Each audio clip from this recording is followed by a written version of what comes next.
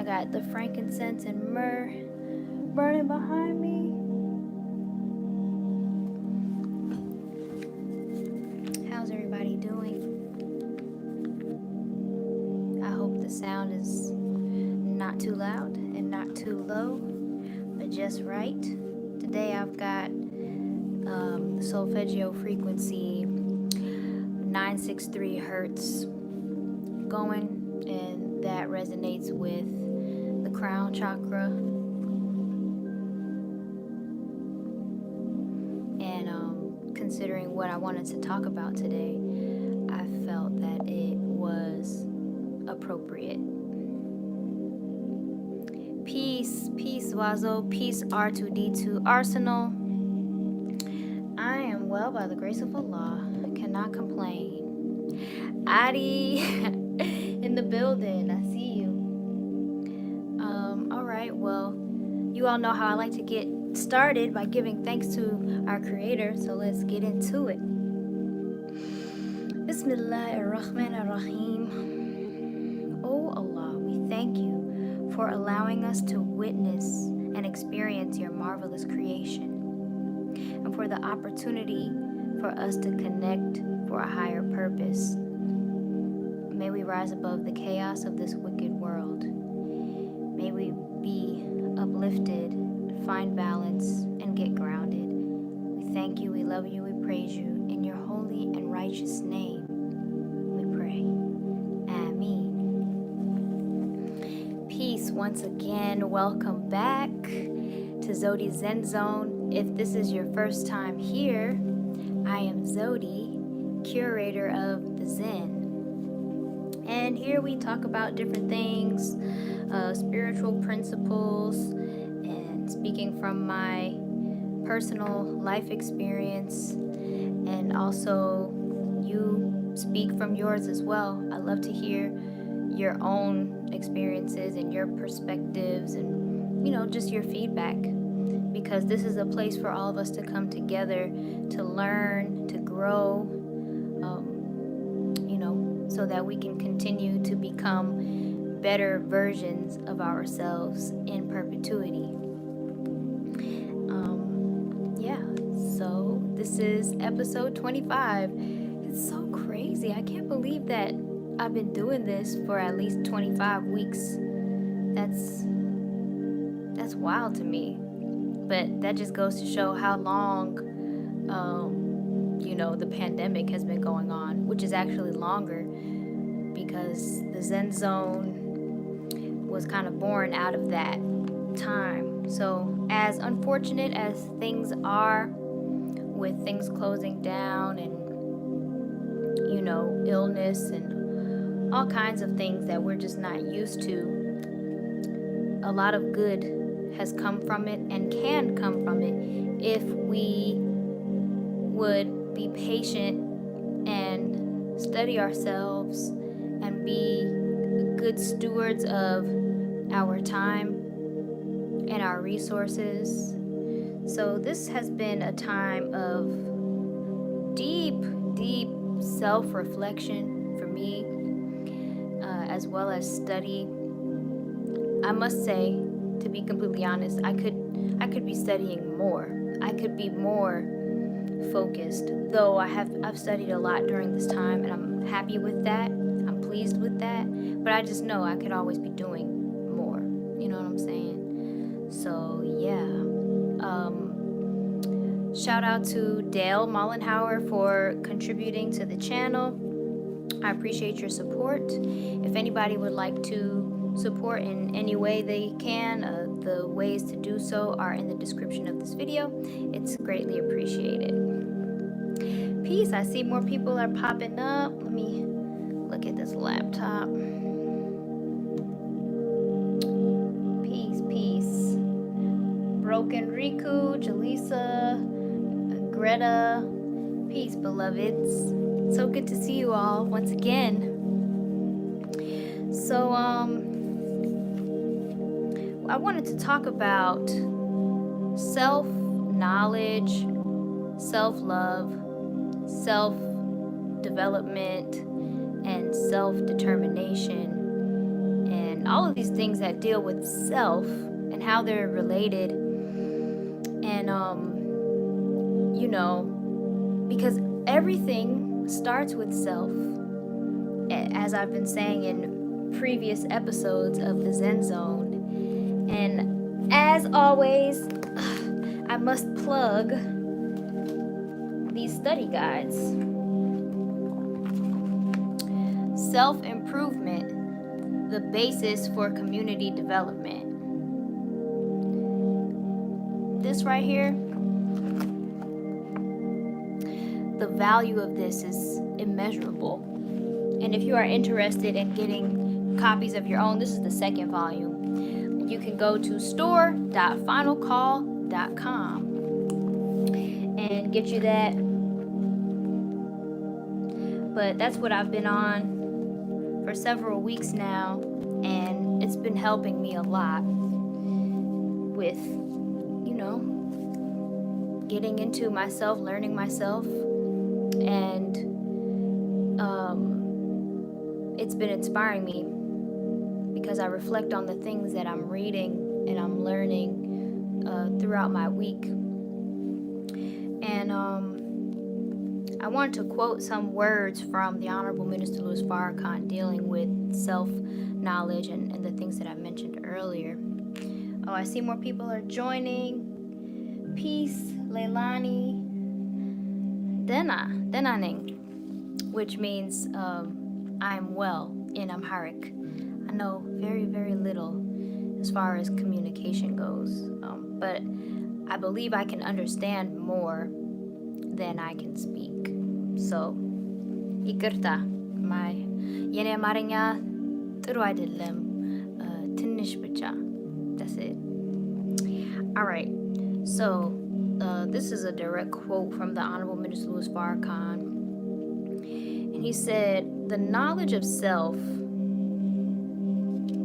is the critical knowledge that our people have been deprived of." So I just want to stop there because so many of us, most of us on this planet, really don't know who we are. We don't know the truth of our origin. And when we don't know who we are, we're not effective. We're not, like, our potential is so untapped that we could never be and grow and develop into the fullness of who we were meant to be without that knowledge. And without the knowledge of ourselves, we are susceptible to being used by those who do know who we are and know who they are, and will take advantage of our ignorance. And the lack of the self-knowledge is what is at the root of the chaos in our communities. And I see another comment. "My mother is Ethiopian and my father's Italian, so she taught me the Amharic so I can speak and understand. I know a small amount to Grinya also." Oh, that's awesome. Praise be to Allah. Okay, the next part of the quote that I took down was that most important knowledge produces self-love.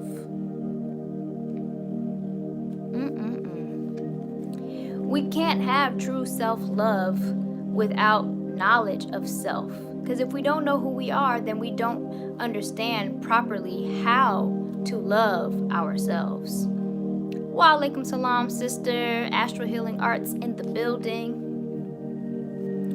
He goes on to say, "And self-love diminishes the desire in us to see each other as an enemy, but to see each other as God would have us to see each other, as flesh of each other's flesh, blood of each other's blood, and bone of each other's bone."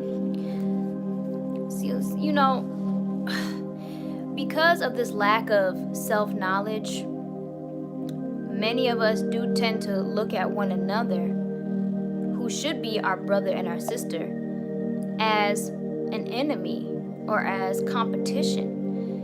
And we will never make progress if that is how we view one another. And it's a false view. It's not true.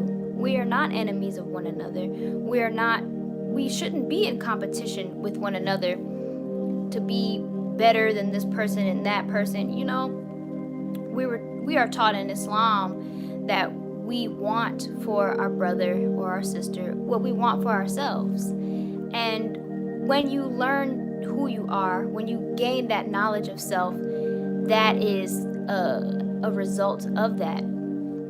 That self-love extends to your people, your kind, self and kind. I had another thought, but it escaped me, but I'm sure it'll come back.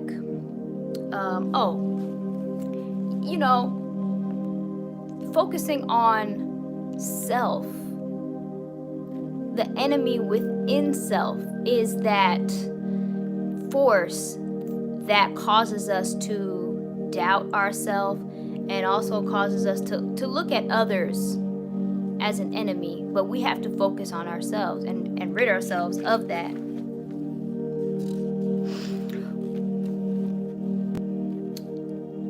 And when we conquer the enemy within, no enemy outside of you is more powerful or is able to weaken you.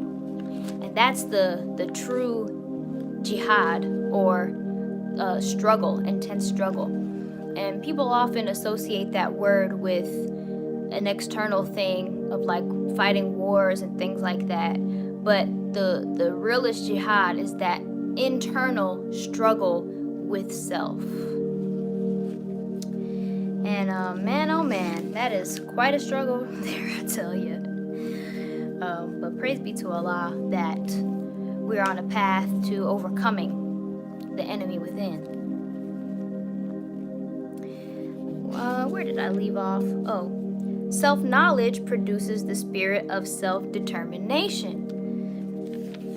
And speaking from my experience, the more that I became acquainted with this knowledge of self, the more understanding I had, the more I can say, for myself that I always wanted to do something for our people. I didn't necessarily know how it was going to be done, or, I just know that I had that desire, and I thank Allah that I had the desire. But not having this knowledge of self kind of restricted me, because you can't act out of what you don't know. But the self-determination that self-knowledge brings is just, it's it's mathematical. When you learn more about who you are and the truth of God, the enemy of God, and the will of God, then that self-determination is produced within you to really figure out, well, what does this look like for me? And I can't say that I have it all figured out. I'm on this journey, and I'm gonna be on this journey as long as Allah permits me to live. But I can say that my self-determination to do for self in service of others has grown immensely since gaining the knowledge of self. And I have to say again that it's not like I've figured it out. It's not that I've mastered anything, but I have come out of a state of ignorance, and I'm really thankful. I'm thankful for that, and I pray to stay on this path. I see more comments. All right.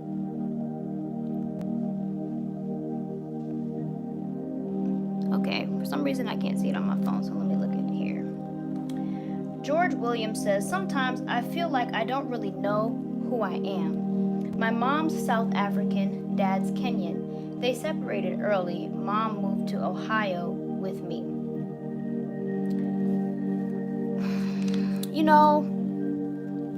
Myself being a child of an Eritrean father and an Ethiopian mother, yet I didn't grow up in a community of those people, I felt like I had somewhat of an identity crisis. And man, I felt like, though I have somewhat of a knowledge of where my people come from, I still didn't know who I was. And that caused a lot of pain growing up. And because of that, I was like trying to figure out who I was, and trying to connect with people that were Ethiopian and Eritrean online, because I felt that disconnection. But I must also mention that aside from that disconnection from my roots, I also was disconnected from God, because I wasn't raised with the knowledge of God at all. I grew up atheist, as most of you that know me know by now, I'm sure. But getting acquainted with God and the knowledge of God and my relationship to God, how we relate, was the first step into learning who I am. And for those of you, whether you are African and you know what part of Africa you come from, or if you are from the Caribbean, or if you are Black in America, and you are seeking the knowledge of yourself, I have to say that coming to these teachings, the teachings of the Most Honorable Elijah Muhammad, and listening to the words of the Honorable Minister Louis Farrakhan will help you learn who you are. People think it's strange that I, being a child of immigrants from Africa, would be a member of the Nation of Islam, because the common idea is that it's just for Black people of America. And I understand that, because that is who it was founded for originally. But there are Latino members, there are some Asians, and there are other Africans, or continental Africans. And it's a universal knowledge. And when you get acquainted with it, when you study it for yourself, it's really life-changing. It's really transformative. And I'm really thankful that it resonated with me when I was introduced to it a little over 7 years ago. Because prior to that, I had no interest in religion or even God. Astaghfirullah. Like, please forgive me. Forgive me.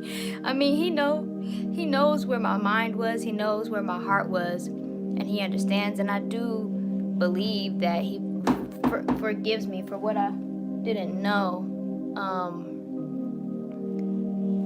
Excuse me. My somebody's at my door. One moment.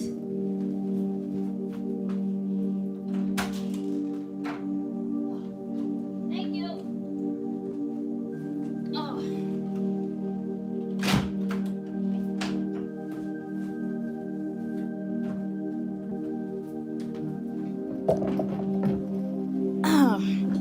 Excuse me. That was a package for my neighbor. Okay.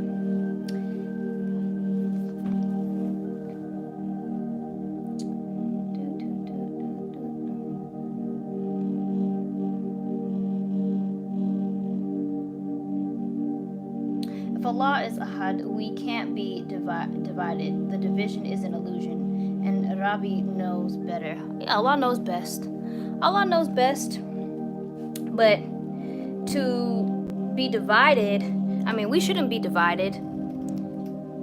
Our people and those who are righteous by nature. But I wish to be divided from the wicked and from the mischief makers. I don't wish to unite with such beings.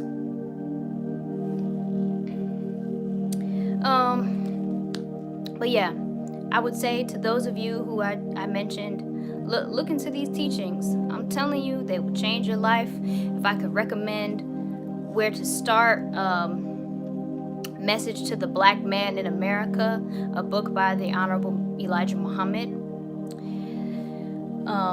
And look up lectures by the Honorable Minister Louis Farrakhan here on YouTube. There are tons of lectures that speak to who we are. The knowledge of God and self is one. And I intended to revisit that lecture before doing this live, but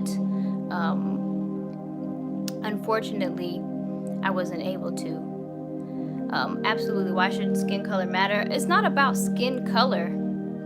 It's about the essence of who we are.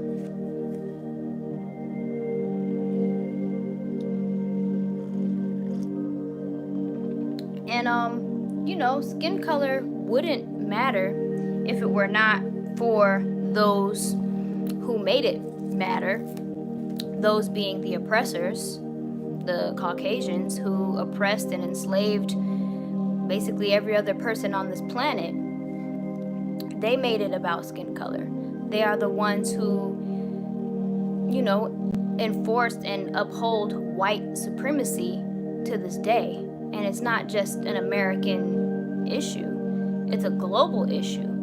And because we lack the knowledge of ourselves, not only are we victims of white supremacy, but we, in our ignorance, uphold it as well, because not knowing who we are causes many of us to, on a subconscious level and some on a conscious level, think of ourselves as inferior.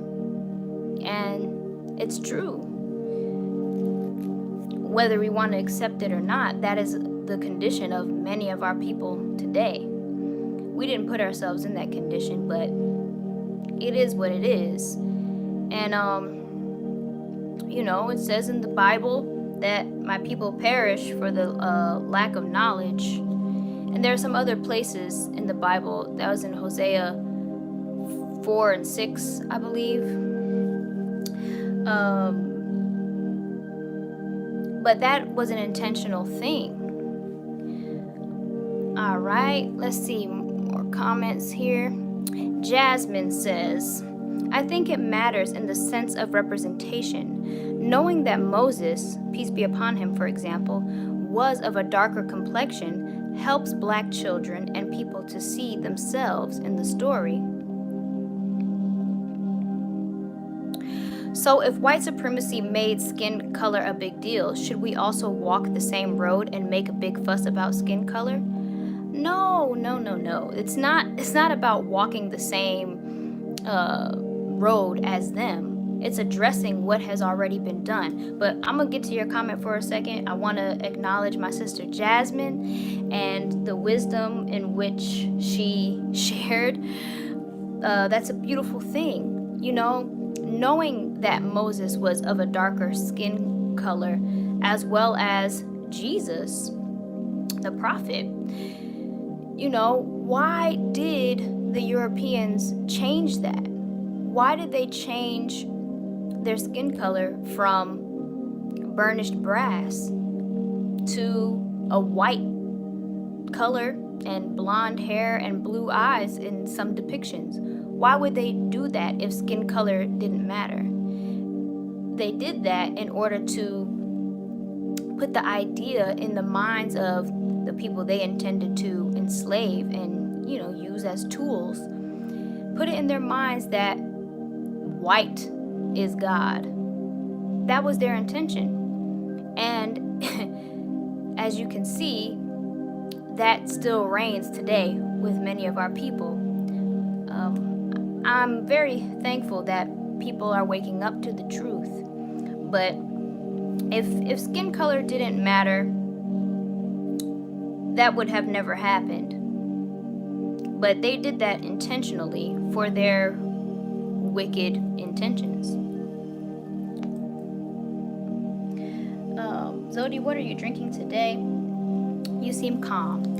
This is a lovely tea with cinnamon, cardamom, clove, and ginger, and some honey as well.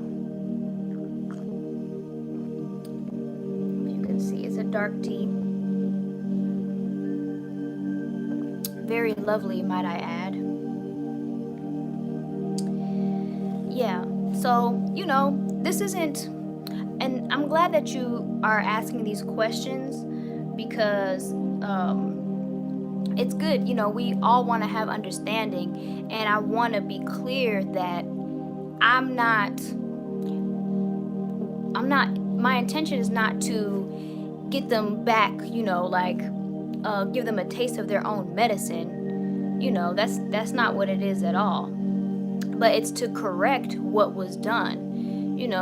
We are not black supremacists. We don't think that we are better because we are black.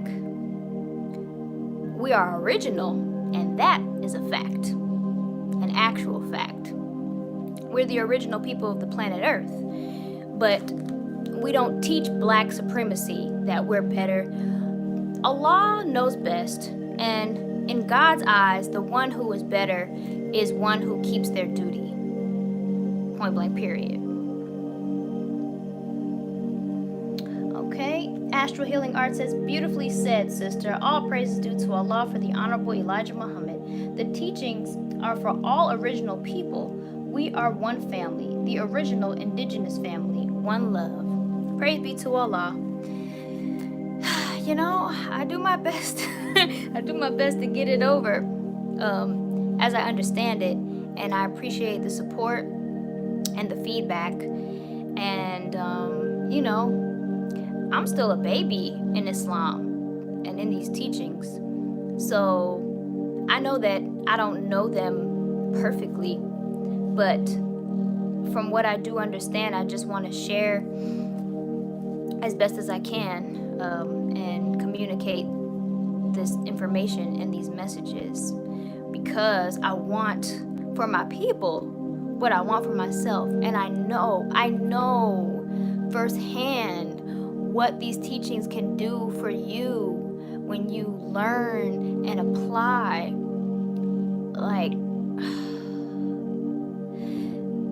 Words are insufficient to really give you the understanding. They're insufficient. Words can only teach you but so much. It's experience, it's application of the information that you get that will cause you to really learn and gain understanding.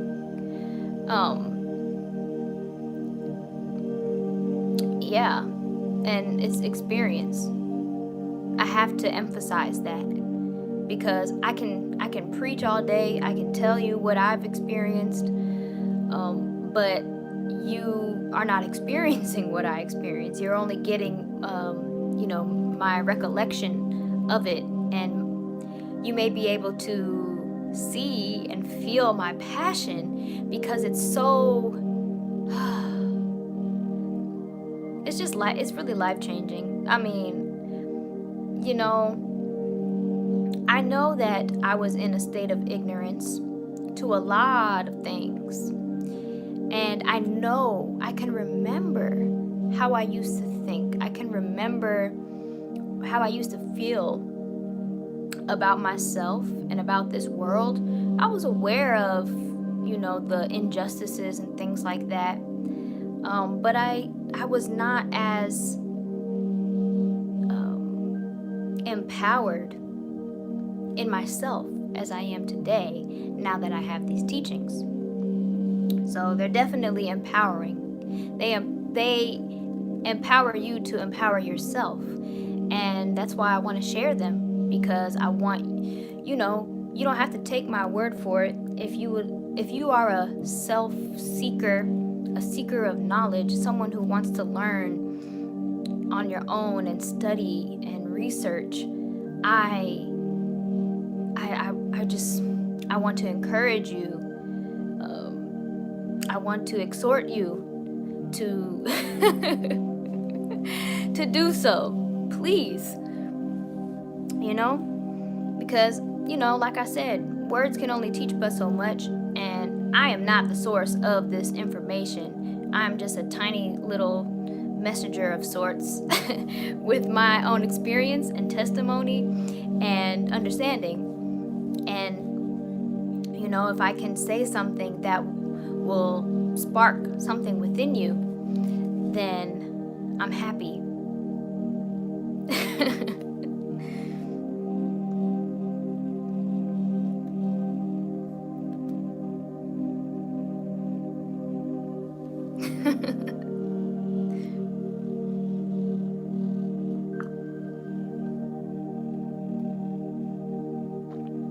We don't know. Okay, Jaleesa says, we don't know if Jesus was black or white. People get it confused. I do believe he insisted, but it doesn't matter. We all people with different thoughts. I mean, the Bible describes what he looked like, and he was an original man. Hair like lamb's wool. Ain't quite this. Mine's a little softer than that, but and feet of burnished brass.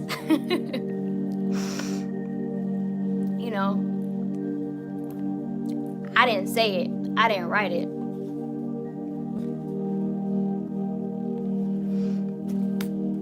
Okay, what else did I want to share from my notes? Okay, so earlier as I was talking about self-knowledge and self-love and how it diminishes that desire to see each other as enemies and as competition, to continue on with that thinking. Self-knowledge and self-love makes us never to want to boycott our own brother or sister in business, but to support each other. All right, Zwazo, see you next time. Wa alaikum salam. When we have that knowledge of self, which then produces self-love, love for self and kind, it really causes us to want to support one another. And we have the means to really build with one another and create. We have been so divided. We've looked at each other as enemies for so long and as competition, and because of that, we don't make progress. We don't figure out how we can come together to build institutions that could service our needs and keep our money within our community, and we wouldn't have to go outside and get our needs sufficed by other communities. Well, we don't even have to go outside. They come into our communities and establish businesses, and our money goes out to them. But if we had self-knowledge, which would produce self-love, all of that would be a wrap. And the way that things are going in the world and in this country, I do believe that it is pushing us more and more to look at the state of things, and to look at ourselves and to look at each other and realize, like, we all we got. And there's nothing wrong with that. If you look at other communities of people, that's what they do. The Koreans, the Chinese, the Jewish, even the Latinos, they support themselves, their own communities. They have their own businesses and they patronize their businesses. They keep their money in their communities, and because of that, they're a lot stronger than we are as a community. And we need to learn something from that. You know, I've had conversations with people about this, and they always get it confused. They always have this misconception that wanting to support Black first is wrong, or reverse racism, and it's like, see, because we lack the knowledge of ourselves, like, we won't we won't have progress. When you see these other communities doing that very same thing that I'm pushing for, what makes it so wrong when a Black person wants to do that? What's so wrong with that? What's wrong with self first? Nothing. That is what will ensure our survival. You know, it's so silly to me, like, and I understand that it is out of ignorance, but we gotta get it together, y'all. We gotta get it together. Otherwise, we gonna perish.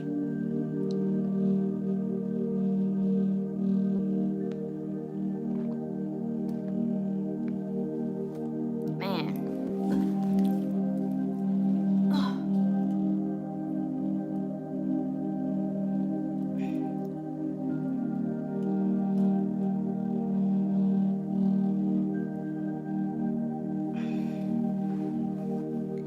Peace, Jamie. My sister Jamie's in the building. Live from NYC says Black culture is so fragmented. Other groups have a clear identity. That's why it's hard for us to unite. Yeah, I think there's truth to that. But you know, when it comes to Black culture, if we just go to, I guess, the basics and the things that Black people have in common, if we focus on those things, then, you know, I guess the culture, I mean, the cultural aspect, it wouldn't be as significant. You know what I mean? Like, yeah, fragmented because wherever you find us, in this country specifically, we have what would be considered culture in the South, or on the East Coast, on the West Coast. But those things, we all want freedom, justice, and equality, right? In order to get those things, we have to learn ourselves. And when we learn ourselves, the core of who we are, and we learn what it is that we all want and we all need, then that desire will help us to figure out how we can come together. And, you know, when it comes to economics, education, even spirituality, although I know, you know, there are a lot of differences, you know, with religion, but we don't have to be fragmented and divided based on surface level things that would be considered culture, Black culture. We can embrace those things that are different about us, but come together on the things that are the same. And one of the main things that is the same is that we're Black, we have been oppressed, and we want freedom, justice, and equality. Those are all things that we have in common. And with Black people in this country specifically, what they have gone through, their sojourn in America, you know, and I know I don't come from that. As I have mentioned many times, I am a child of immigrants from Africa, but I identify as Black, and I'm for this cause because I know that this is what God wants. He wants for us to rise for the mentally, spiritually, emotionally, economically, socially dead people to be resurrected. And starting with Black people of America, and I'm all for that. I have no problem submitting to that.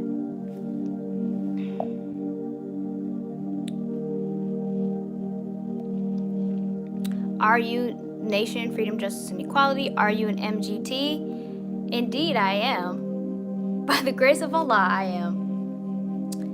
Very proud and pleased to be such. And that is what I speak out of. The knowledge, wisdom, and understanding that I am studying, and that I am learning through the teachings of the Most Honorable Elijah Muhammad, under the leadership and guidance of the Honorable Minister Louis Farrakhan. Beware says, if we all strive to practice the principles that undergird our respective religions, we'll see the oneness of them all. Ooh! Boom. That right there. I mean, that's so true. It's true. Jalissa says, I think she knows what it is or what it means, or else we wouldn't be talking about it. People have different ways of describing it. Kiki Karima says, I knew it when I heard that. My ex was an Orthodox Muslim from Ghana. I was raised nation, but he didn't understand Black unity. Yeah, man. Yeah, oftentimes the Orthodox community, they don't understand. Some do. And I'm really thankful when I come across those who do. But they don't understand the need for it. The necessity for our survival.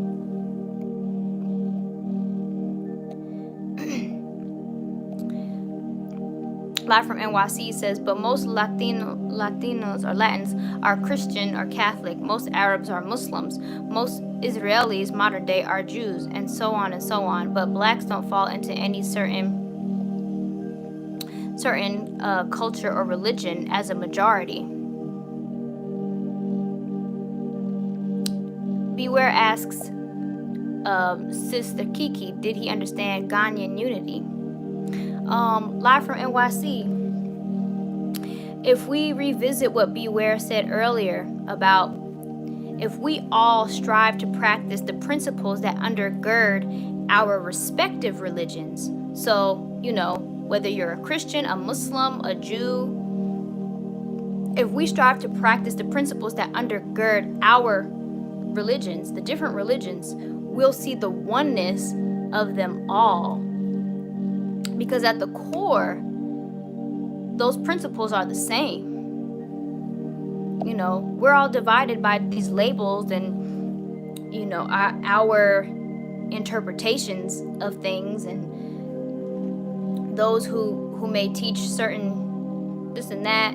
I mean, even within one religion, there are different sects and branches. But what Beware said is key, because it's the oneness of God. There are a lot of Christian Arabs, Kiki says. Yeah, that's true. He understands Africans, but a lot of Africans don't get where Black Americans are coming from. He used to say white people were better than Black Americans. And see, he said that white people are better than Black Americans. Why does he have that idea? You know why? Because the way that Black people in America have been portrayed in the media, intentionally to cause our Black brothers and sisters in Africa to look at Black people like they're nothing. It was done intentionally so that they can separate themselves. They don't want to be associated with Black people of America if they're looked at as no good, lazy, criminals,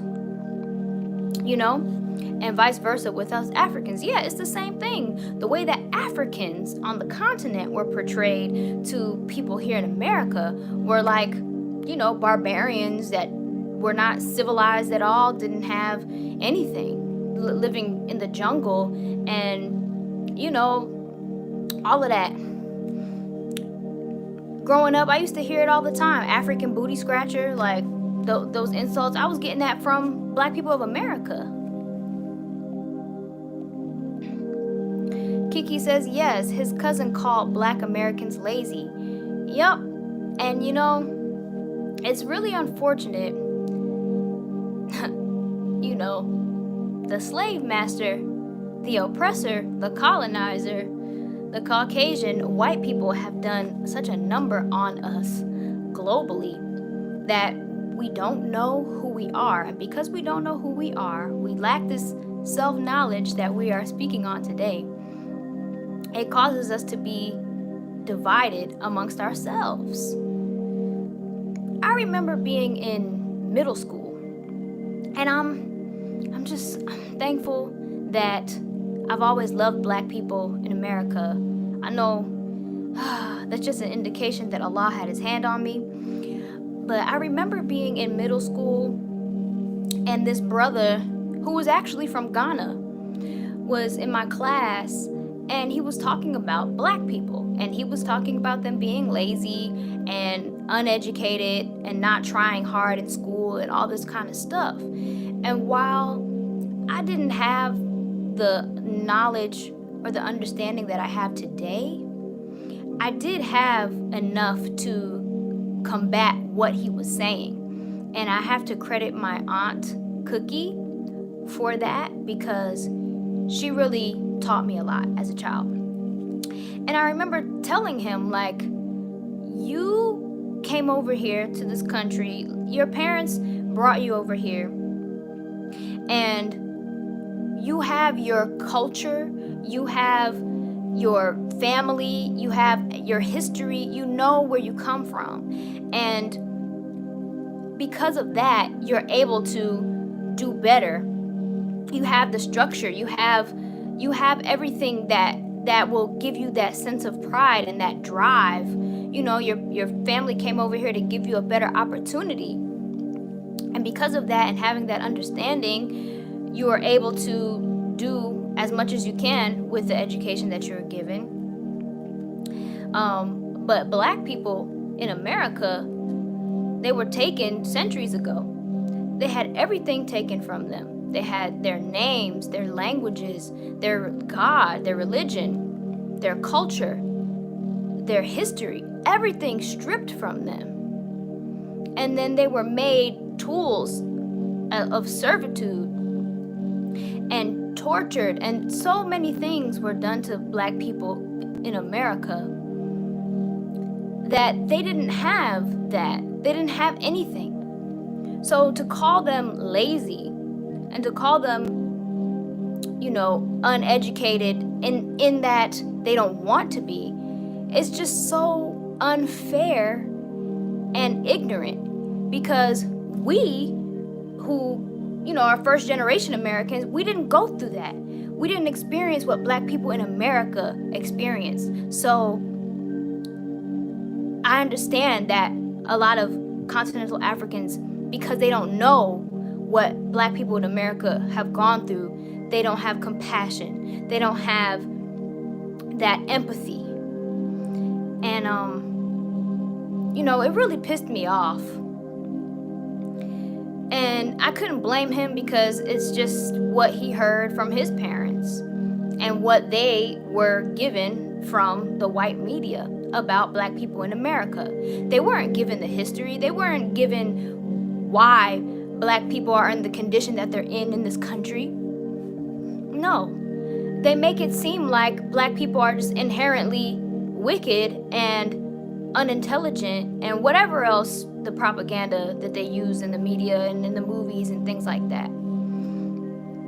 And while Black people in America have been put in a hell of a condition, the fact that Africans don't know the truth, they have a lack of a knowledge of self as well.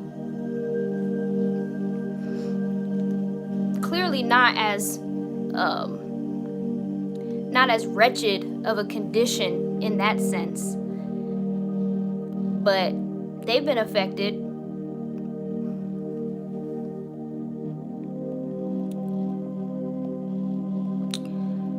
All right. Beware said a lot of us came from what is today called Ghana. We are one family. True indeed. Kiki Karima says, oh, Anna Adrusu al Logat Arabia. Follow my page. I'm learning Egyptian Arabic. Oh, that's cool. That's what's up. I am against generalizations. Not all Caucasians are responsible for enslaving black people. When did I say all Caucasians? Listen, I don't know why the great architect of the universe is your name on here, but you sure ain't acting like it, and I know you ain't that. So anyway, Jalissa Moreland says, back then when slaves were here, we were treated badly. People just don't understand. White people were always not true to black Americans. Kiki says, one thing I have to say, if black Americans are given a good education, a lot of them can thrive.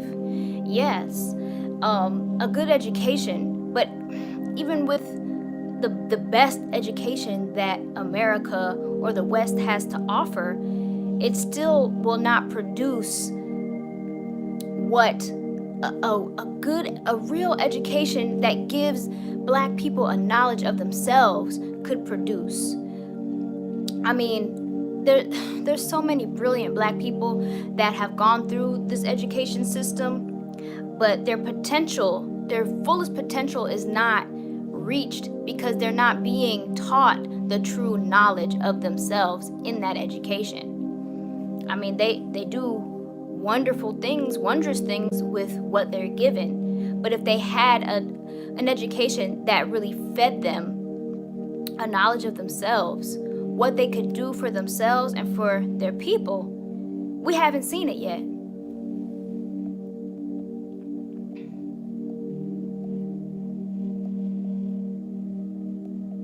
Peace, my sister Jenna's in the building.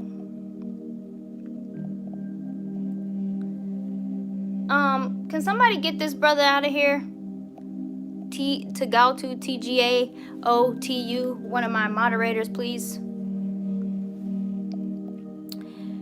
Peace to the God, Cosmo 1000. Peace and blessings. Good to see you here.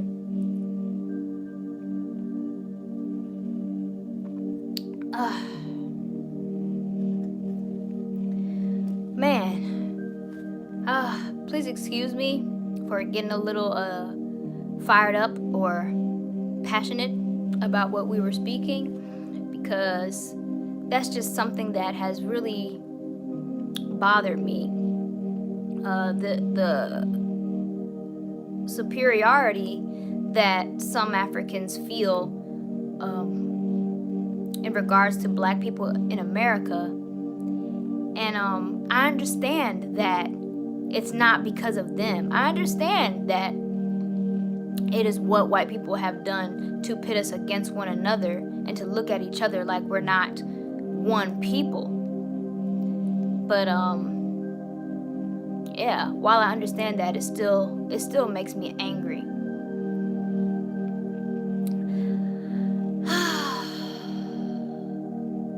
Thanks, Jamie.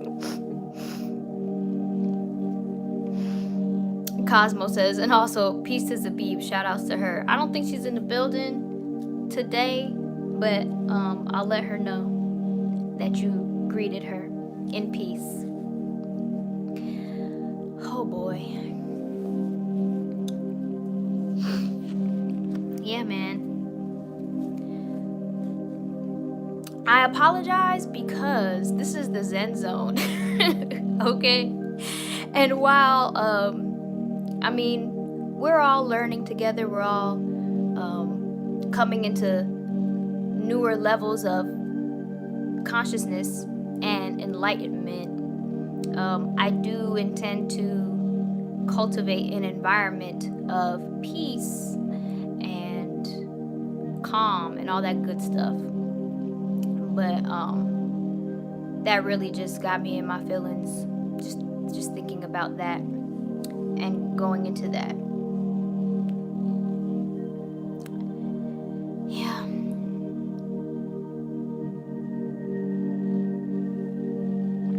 So Jasper, oh yeah, he's outside. He outside somewhere. I got about 5 minutes left in the Zen Zone. Does anybody have any comments or feedback, or does anybody have anything they want to share, you know, from your experience? Anything you want to share about your understanding of self-knowledge, self-love, self-development, self-determination? Thad says hi. Did you just join us? Because I'm pretty much wrapping up now.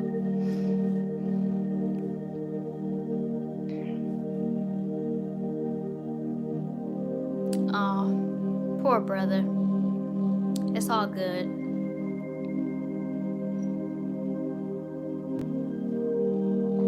Well, I don't know if anybody has anything else to say. Feel free, but before we go, I would like to plug this book once again. Excuse me. Self-improvement, the basis for community development. Please excuse my ring light making a glare.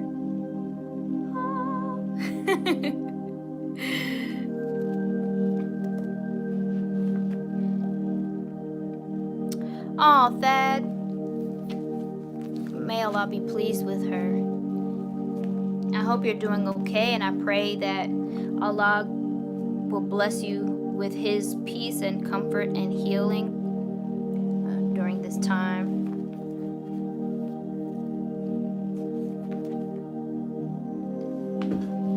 You like this music? Oh man, me too. I mentioned it earlier. It is 963 hertz, which is a solfeggio frequency, healing frequency that resonates with the crown chakra.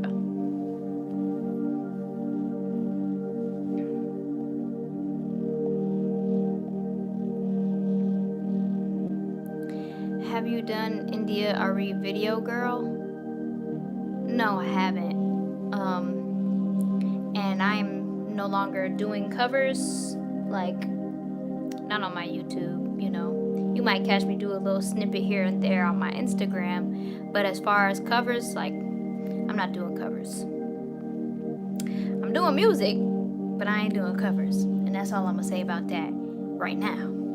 Until, you know, there are more developments in that. Why don't you sing anymore at the end of the Zen Zone? Oh, yeah, I decided not to do that anymore because I don't want to. I don't want to do covers, and yeah, that's pretty much why. You know, I enjoyed it somewhat. However, I just don't want to give people the wrong impression that I am like going back to doing covers and things like that, because that is not my intention at all.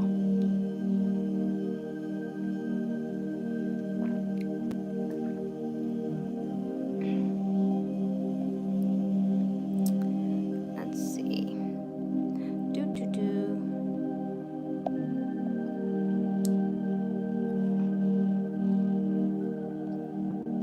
Kiki Karima says, I remembered you used to sing. You sang Nobody's Supposed to Be Here a long time ago.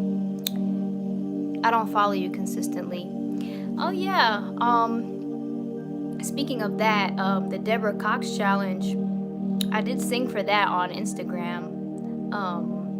I didn't enter the actual challenge because I actually posted my video after the challenge took place. But if you go to my Instagram, which is Zewdy, you'll see one of my last posts was me singing a snippet from Nobody's Supposed to Be Here. It was pretty cool. A lot of people have been finding me once again because of that video. Like people that used to follow me back in the day, a lot of people have been finding me on Instagram like, yo.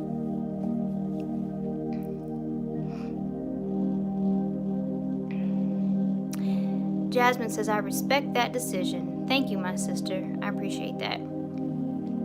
Kiki says, I sing and people always ask me to sing things for them. LOL, I feel like a jukebox. Yeah, that used to be the case for me too. And back in the day, I liked it. I like to sing for people in that way, like a jukebox. But I'm on a different type of time now, so. But I do sing on my Instagram story periodically, so if you're interested, I do a lot of different things on Instagram. You can check me out on there, and you may catch me singing from time to time. I also dance when I feel moved. Jamie said it's the skin glow for me.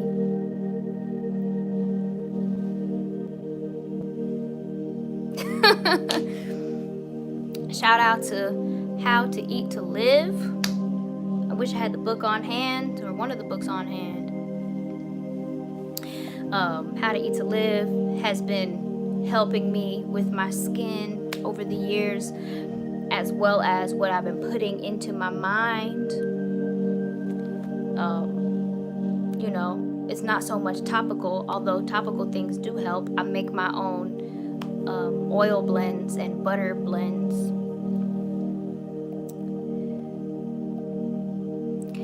I will follow you on my melanated multilingual page. Okay, cool. I'll look out for it and we can connect on there.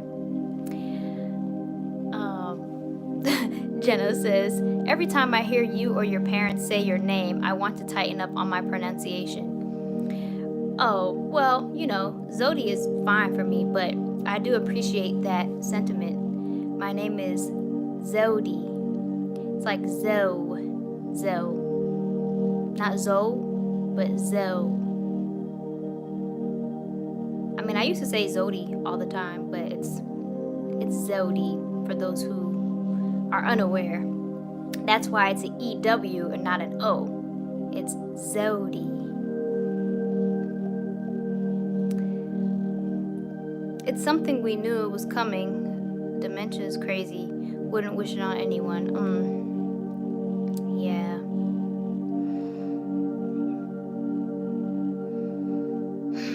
When things like this happen, you know, the passing of a family member, especially due to some kind of illness, it makes me think and feel like we need to be more diligent about our health,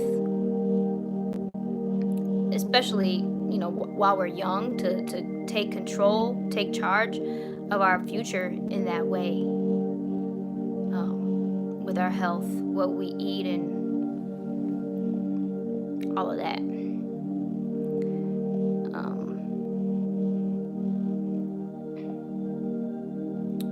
Jenna says you can cut a rug. I be having a grand old time, just having a solo dance party in my living room. You know, that's what I do. Like, I do that when the cameras are not on me. It's so freeing. It's almost like a moving meditation, if you will.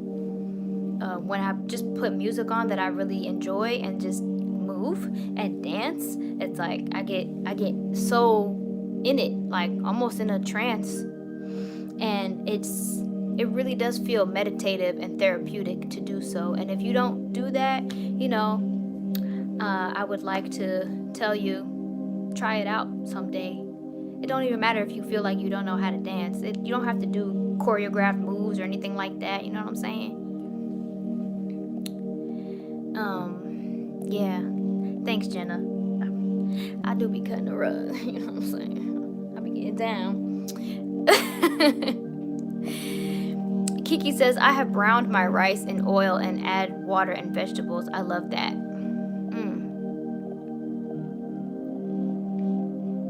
Jasmine's practicing saying my name. Thad says, well, LOL, it's hard for me because your boy loved to eat, but I'm trying. I can understand that, but it's all in your mind. It's all in your mind. When I tell you, I did not think I would ever stop eating meat. You can ask anybody I grew up with. Jamie can tell you if she's still in the building. If my sister was here, I was damn near a carnivore. I loved meat, especially red meat. And I even ate the forbidden swine. Astaghfirullah. Oh, Allah, please forgive me.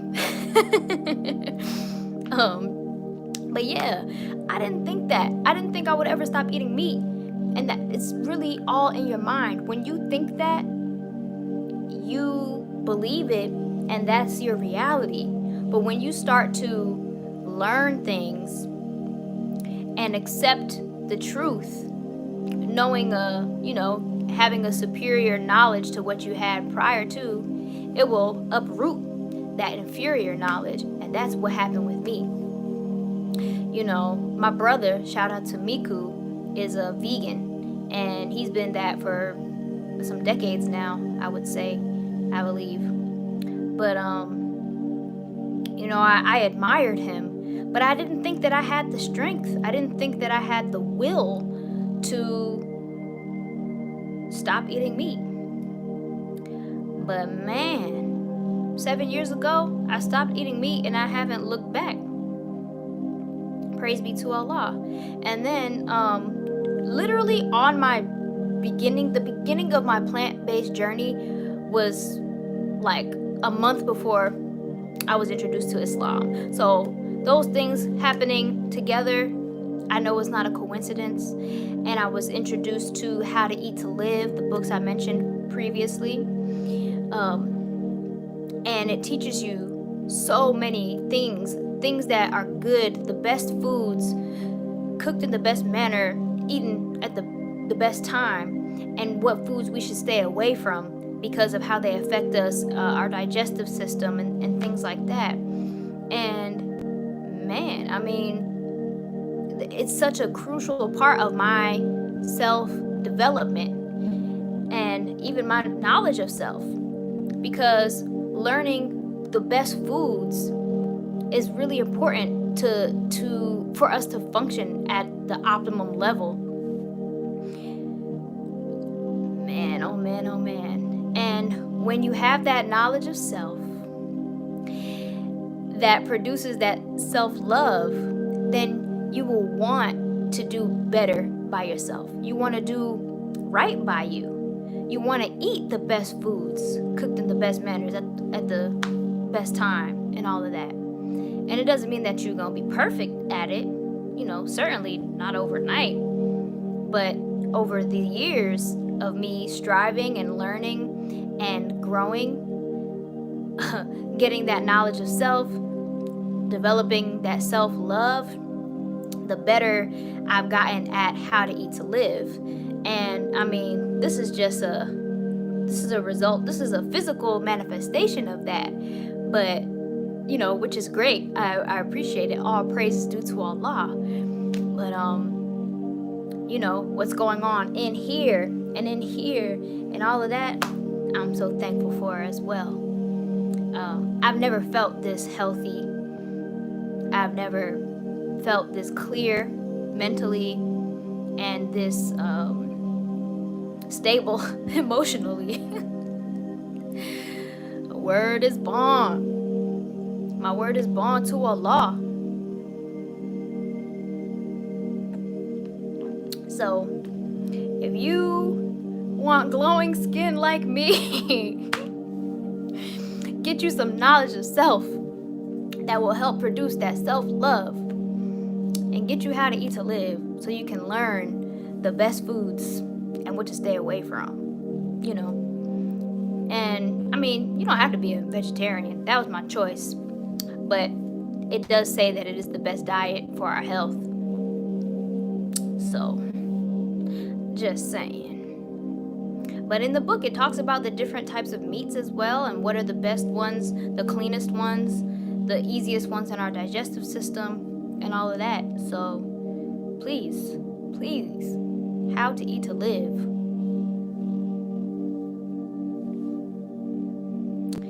Live from NYC, I heard the whites of the eyes are an indication of one's health. True or BS? I think there is truth to that. When your eyes are yellow or red or something, it's an indication of something wrong.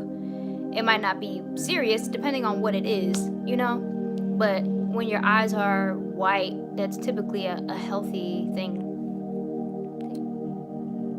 My eyes are pretty white, you know what I'm saying? Okay. Y'all been practicing how to say Zewdy? I want to hear it. Jenna, send me a voice note later or call me. Kiki Karima says, I only eat chicken and fish. Are you Ethiopian? I met an Ethiopian Orthodox. She didn't eat pork. I was under the impression most Ethiopians didn't, of course, Jews and Muslims. I am. My mother is Ethiopian. My father is Eritrean. But I didn't grow up religious at all. Like, I wasn't Christian, Muslim, Jewish, or anything like that, although those religions exist in Ethiopia. I grew up atheist, and because that was my upbringing, I didn't have like any type of aversion to pork. But my Rasta aunt, Cookie, she taught me when I was a child, but it didn't root deep enough, She taught me about pork and taught me about the trichinae worm. I don't know if I'm saying that properly, but she taught me. There was a little booklet, and I remember her like reading it to me and me reading it for myself. But she wasn't the one who raised me. I wasn't living with her. So while she's teaching me these things, I go back home where we eating honey cured ham and we eating bacon and bologna. I'm sorry, y'all. Oh, just the thought of it is really like making my stomach turn. Oh, God. Anyway, yeah. So I didn't have that. I didn't have that spiritual knowledge. It wasn't in me, so I ate it.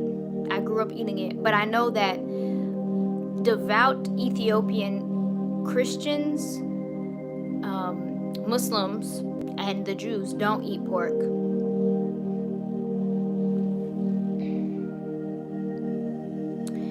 Okay.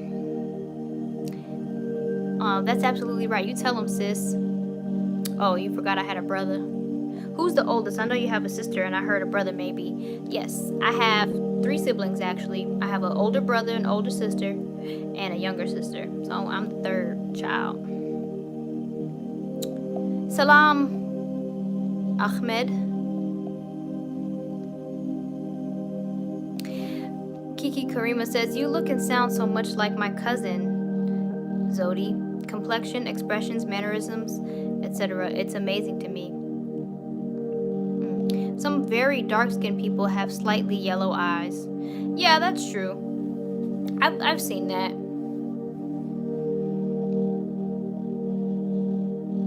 Do Ethiopians eat collard greens? They do. They do. And you know something? I've eaten them growing up, but I'm not a fan. And I'm thankful that I'm not a fan, because we learn about them in How to Eat to Live and how they're a weed and tough on the digestive system, just like kale. And I'm not a fan of kale either, so I know it's a superfood, or a so-called superfood. And it's like, yeah, it has minerals and things like that, but it's not worth it.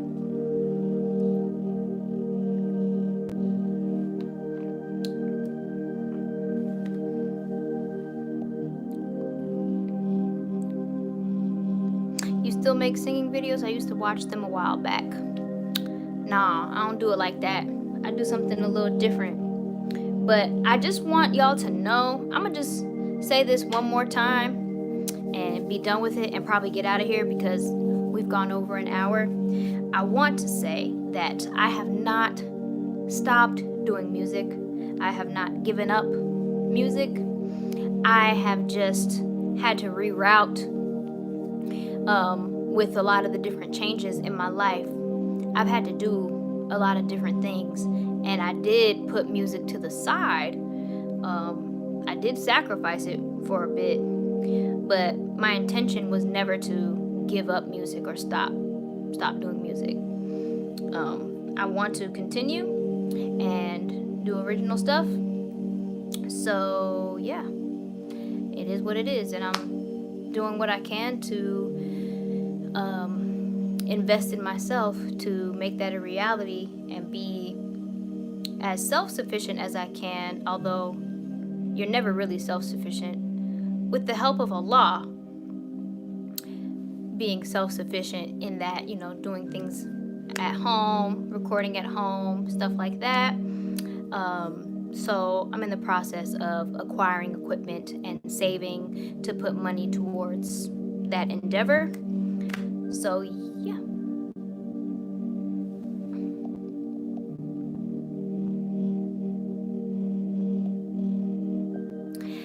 Thad says, I can't wait to hear the original songs. Woo! Neither can I. Man, oh man.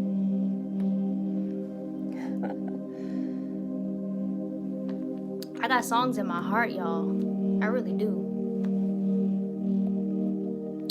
Ahmed says, Allah is great. I love Allah. Man, me too. God is the greatest. The greatest. The greatest. Alhamdulillah. Alhamdulillah. All praise due to Allah. Allahu Akbar.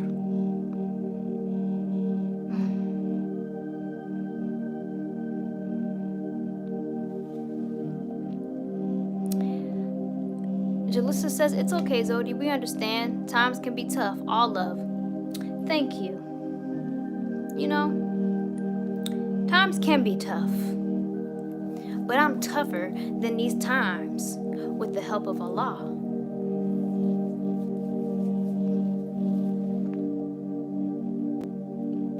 Thad says, I like when I hear an artist grow musically. Well, inshallah, God willing, you'll be able to hear that growth in me. I mean, because I haven't been able to give you guys anything original. I mean, I gave you a couple songs, but even those, as cool as they weren't really representative of who I was or, who I am. I didn't have creative control and that sort of thing. But I'm free now. I'm free. And so moving forward, whatever you get from me is me, by the grace of Allah. Do you study surahs in Arabic? I don't, but I've learned Al-Fatiha in Arabic. Not reading it. I can't read anything in Arabic yet, but I learned how to recite it. And I do intend to learn some other ones in Arabic as well. And I'm be real honest, I'm going to start with the shorter ones because it'll be easier to memorize. Just being honest. My sister Jasmine, who's in the building, she has learned several, and it's very inspiring to me to hear her. I'll just tell y'all, we be studying together sometimes, and we pray together, we make salat together, and I love to hear her recite the surahs in Arabic and much of the prayer in Arabic. It's such a beautiful, humbling thing, you know what I'm saying? Man, praise be to Allah. Nadik says, invite your friends. This is a vibe. Well, next week. Oh yeah, next week, because we are about to wrap this thing up. Thank you for that. Well, I do appreciate you all being here, It's a vibe, you know what I'm saying? It's a vibe. Like, we vibing. We chilling. We're having a good time in the Zen zone, which is, my intention to help us be in a positive state of mind regardless of the negativity and the chaos that surrounds us in this wicked world. This is like a little slice of heaven, if you will.